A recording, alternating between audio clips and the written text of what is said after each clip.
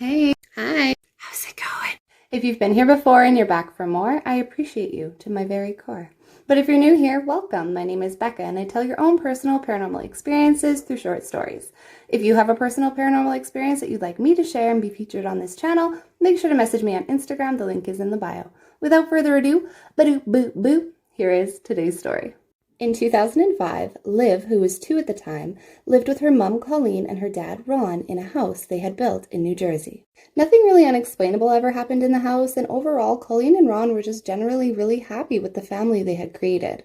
When Liv turned 2, Colleen and Ron kind of discussed having another child, as they really wanted Liv to have a sibling to grow up with.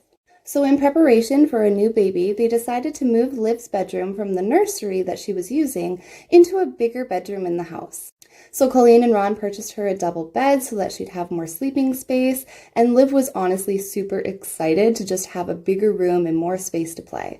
So they moved all of Liv's stuff from the nursery to the bedroom and got her bedroom set up perfectly how Liv wanted it. So that night, they got Liv ready for bed, they brushed her teeth, got her in her pajamas, and Liv very proudly hopped up into her big girl bed.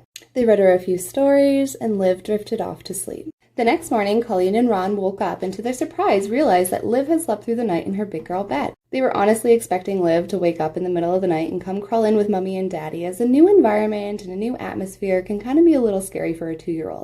But to their surprise, Liv slept through the night. So as Ron and Colleen are still laying in their bed, Colleen looks over to Ron and says, "Why don't you just go check on her to make sure she's okay?" So Ron gets out of bed, opens up his bedroom door, crosses the hallway to Liv's room, and opens up her bedroom door. Now, he was expecting to see Liv sleeping contently in her new bed, but to his surprise, she was nowhere to be found. He checked in her closet, he checked under her bed, he checked beside the dresser, he checked in every spot in that room that she could possibly be, and she was nowhere to be found. So Ron, kind of confused, walks back over to Colleen and says she's not in her room. So very quickly, Colleen gets out of bed and helps Ron look for Liv. They looked in her old bedroom, thinking maybe she sauntered her way to her old bed, but no, she wasn't there either. They checked in the cupboards, they checked in every single room. They spent almost 45 minutes ripping the house apart looking for Liv.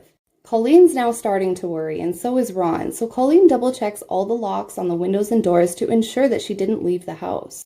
And all the windows and doors were locked, so they knew she had to be somewhere in the house. After 45 minutes, their confusion grew to worry, and Ron picked up the phone to call 911. As he was dialing 911, he heard Liv's voice say, "Daddy?" As soon as he heard his little girl's voice say "Daddy," he almost broke down into tears as he was so relieved to have found her. He quickly ran into Liv's room to where he heard her voice coming from, and as relieved as he was to have found her, he was absolutely horrified as to where she was.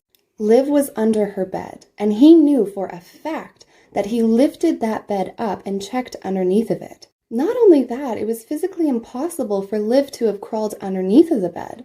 The gap from the bottom of the bed to the floor was only about 3 inches, and physically Liv, even though she was 2 years old, wouldn't have fit.